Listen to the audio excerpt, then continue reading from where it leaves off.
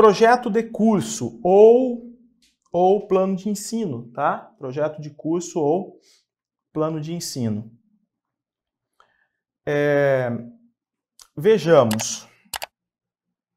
Projeto de curso ou plano de ensino é a sistematização da proposta geral de trabalho do professor naquela determinada disciplina ou área de estudo, numa dada realidade. Sempre, sempre, sempre numa dada realidade, porque senão a gente fica com um plano solto na mão, né? Sem ligação com a realidade onde eu atuo. Ele pode ser anual ou semestral, dependendo da modalidade em que a disciplina é oferecida. Tranquilo. Com relação a essa formalidade, nós já sabemos, né, como que funciona aí um projeto de curso. Então, vamos dividir o seguinte: projeto de curso, plano de ensino. Para organizar, para preencher, construir esse documento, né, principalmente não preencher formulários, mas construir esse documento, a gente precisa, então, fazer análise da realidade, projetar as finalidades e nós precisamos também definir as formas de mediação, como nós vamos atuar para alcançar os objetivos que nós queremos, não é? Então, aqui é muito simples, já comentamos, a gente só vai fazer mais uma passada um pouquinho mais específica aqui. Primeira coisa que tem lá é a identificação. O que é a identificação? Qual é a instituição, né? Então, o nome da instituição, a disciplina que eu ensino, a área do conhecimento, o nome do professor, os anos que eu vou atuar, o ciclo, tudo isso está dentro da identificação. Então é importante que ela exista. Também é uma questão formal, né? Aí vem a caracterização da realidade. Caracterização da realidade é como é essa realidade, quem são os sujeitos, professor, eu, professores, colegas e alunos. Então eu vou colocar aqui basicamente quem são os professores e quem são os alunos, de preferência, né, os alunos com os quais eu vou atuar. Aí você pode se perguntar assim: professor, como que eu vou saber disso? Eu sou professor, cheguei numa escola, vou atuar. A gente pode, aí que a gente percebe que tudo dentro da escola, né, todos os planos, eles precisam ter uma ligação sistêmica, né? Uma organização sistêmica. Por quê?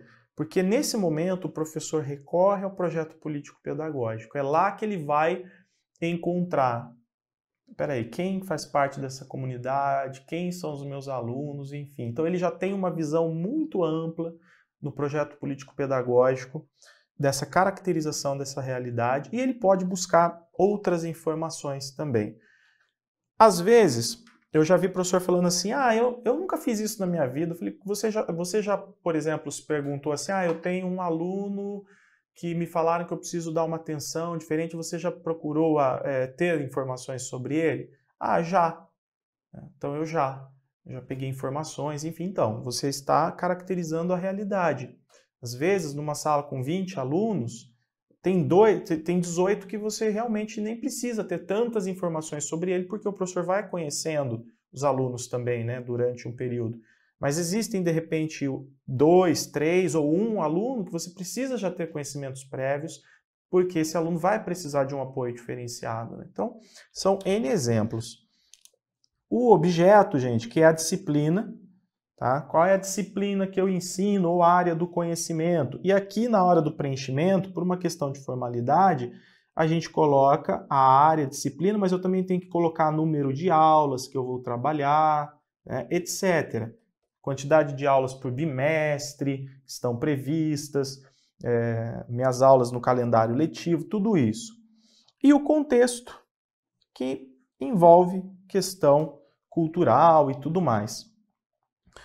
Paulo Roberto Padilha diz assim que quando nós vamos fazer um diagnóstico de uma realidade, principalmente em escolas populares, é fundamental fazer uma pesquisa etnográfica. Tá? Então a gente precisa entender o seguinte: dentro da realidade em que eu atuo, como que está a questão da cultural, da diversidade cultural, do multiculturalismo ali dentro? Em todos os aspectos.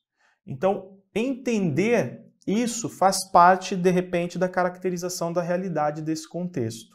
Tá?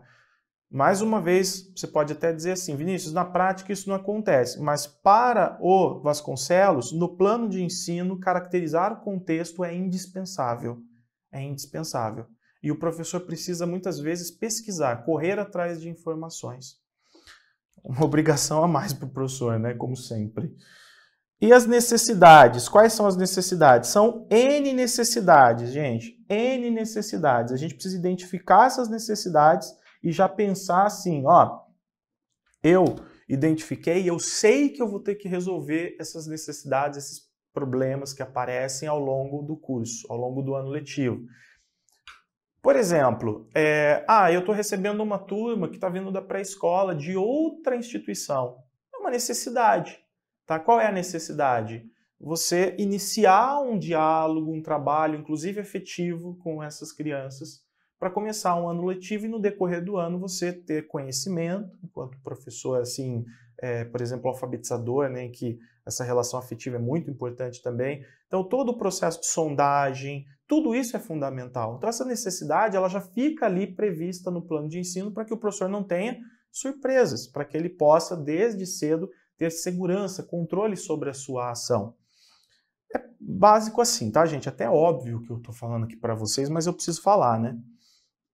Bom, uma coisa que eu gosto também só para não esquecer, uma coisa que eu gosto sempre de pensar também com relação às necessidades é o seguinte, eu ensino ciências, então tem escolas que têm microscópio, um monte de coisa para ensinar ciências, eu não tenho.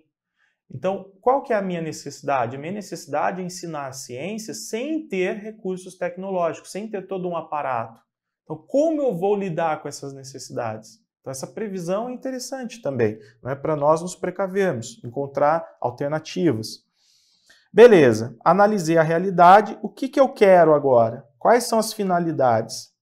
Existem as finalidades, gente, da escola. Finalidades da escola são fundamentais para que ela possa cumprir o seu papel, a sua função. E essas finalidades aqui estão onde? No projeto político-pedagógico, ok? Mas também existem os fundamentos da disciplina. Então a gente pode perguntar e questionar o seguinte, qual é a relevância da minha disciplina para a vida do meu aluno? Isso é muito interessante. E a partir disso, nós vamos conseguir fundamentar o porquê que essa disciplina é importante e o que eu quero alcançar com ela. No caso de plano de ensino, alguns autores, como o próprio Libânio, vão chamar isso de justificativa. A justificativa é para que serve, eu vou explicar para que serve a minha disciplina, por que ela é importante, por que ela é tão significativa para a vida do meu aluno. E nós sabemos que isso é um problema sério na educação brasileira. Ora, o ensino médio, um dos motivos do ensino médio ter sido reformado e hoje nós falarmos de novo ensino médio é porque os alunos não estavam entendendo o significado do ensino médio. Afinal, por que eu estudo essas coisas aqui? Qual que é a importância disso na minha vida? Então nós teríamos uma forma, dentro do planejamento, de deixar isso muito bem explicado, tá? Ainda, como este ensino pode ajudar o aluno a compreender o mundo que o cerca, a usufruir o patrimônio acumulado pela humanidade, a transformar a si o contexto que o cerca, etc. Tá bom? Essa aqui seria uma pergunta grande, né? Fundamental para nós entendermos os fundamentos da disciplina e compreendermos na verdade, nós entendemos o porquê, né, de ensinar aquela disciplina ou área do conhecimento.